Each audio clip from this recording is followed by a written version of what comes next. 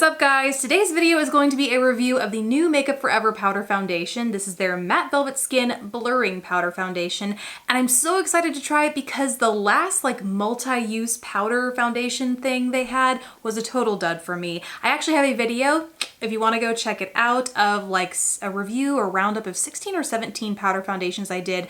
The good, the bad, separating my recommendations by skin type. It's all in there if you want to check it out. I really haven't tried many more powder foundations since then. I was pretty much set since trying all those. But this one really tempted me because Makeup Forever does a good foundation and I really just wanted this to work out since the other one was such a bad fail for me. So this retails for $38. You get 11 grams, which is kind of in the middle of the road as far as the amount of product you get. For example, MAC Studio Fix, you get a ton of product. They give you 15 grams. And then in the IT Cosmetics Celebration Illumination Foundation, and I assume the regular one, you get 9 grams. So it's not a lot, not a little, and pretty on par with pricing from Makeup Forever. The shade that I have is Y305, and there are 30 shades within this entire foundation collection.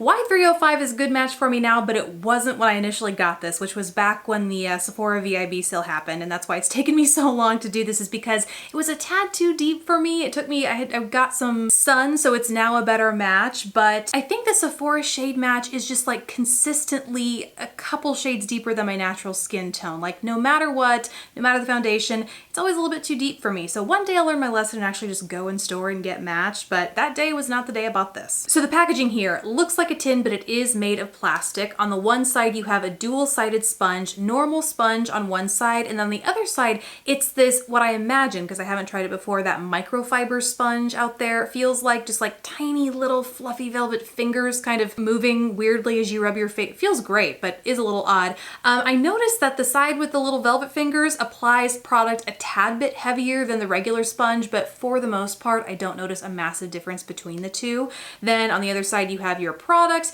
and a pretty good sized mirror up here on the top. You can actually remove the powder here. There's a little notch up here that if you take some sort of tool, you can pop it out, and there's a magnet inside. But the only problem is I don't know where you can purchase refills. I don't see them on Sephora right now. I mean, here's, you can see how it's popped out.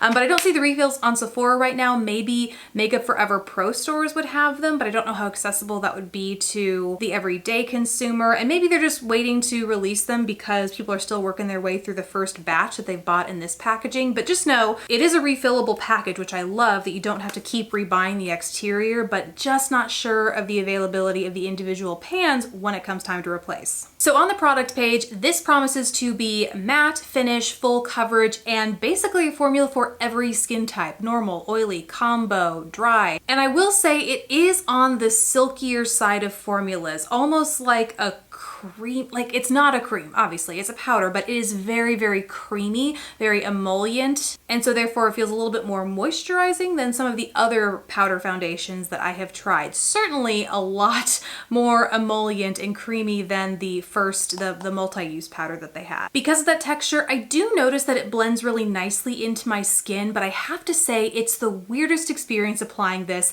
I kind of don't like this foundation as I'm applying it. Every time I apply it to my skin. And then once I'm done, I have the rest of my face applied and the foundation has had some time to mix with, my natural skin and its chemistry. I love the way it looks. It looks flawless, it looks full coverage, it covers the discolorate, blemishes that I have on my skin. It looks beautiful, but I've never experienced a product quite like this where every step throughout the application process, I'm like, do I really like, is this the same, do I really like this? But once it's on, I like it. I like how it looks, I like how it wears and lasts throughout the day. They say it's supposed to last 12 hours and I definitely experienced that. One of the reasons why I love powder foundations, especially as the weather warms up, it tends to be when I get most use out of my powder foundations, but it's because as someone with combo skin, and I think just generally with warmer weather, we all experience this, you get excess shine, excess sweat, excess dew, and powder foundations just help control that so so much more for me versus a liquid, or at least versus a lot of liquids. So that's definitely the case with this. In fact, I think the longer you wear it, the better it actually looks, honestly. But I don't know that I would say it stays totally matte, which could just be my combo skin. But for reference, as you're watching the application of this today, I did apply concealer beforehand in my under eye area just because I know that neither this nor any other powder foundation can cover up the amount of discoloration, like the purple and blue you see in my inner corner of my under eye. So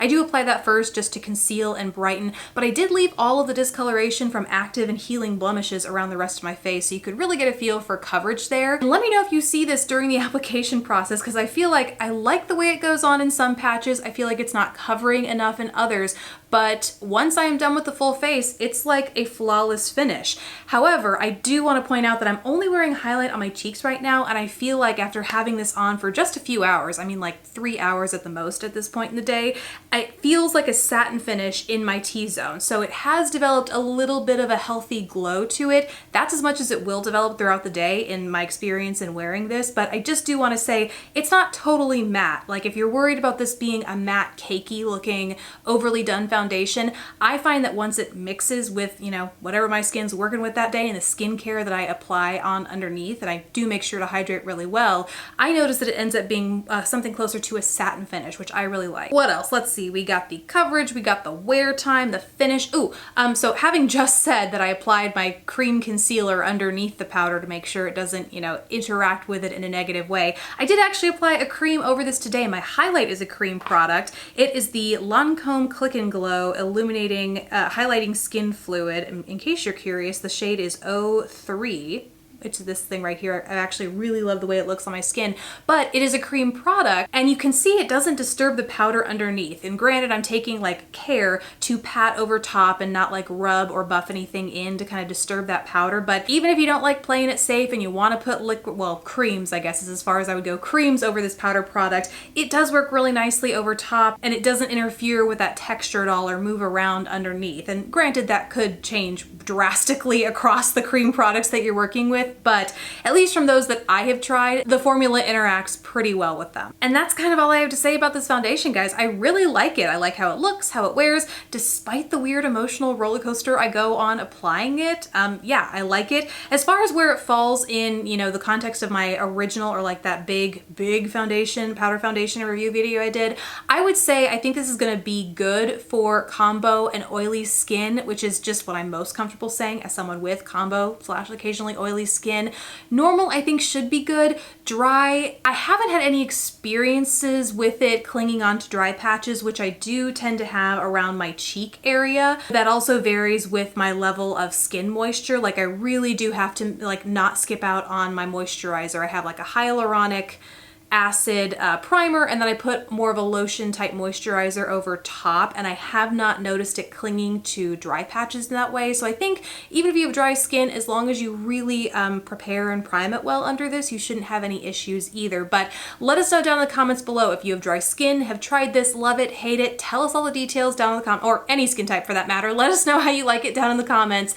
And also, while you're there, please let me know if there is a product that you've had that same application experience where like you hate it every step of the way until it's finally done and then you're in love. That is so bizarre to me, and I'm sure it's happened with other products, but this one just really sticks out as being a more dramatic example of that. So let me know all that down in the comments. Thank you guys so much for watching. Please don't forget to subscribe if you haven't already, and I'll catch you in the next video. Bye guys.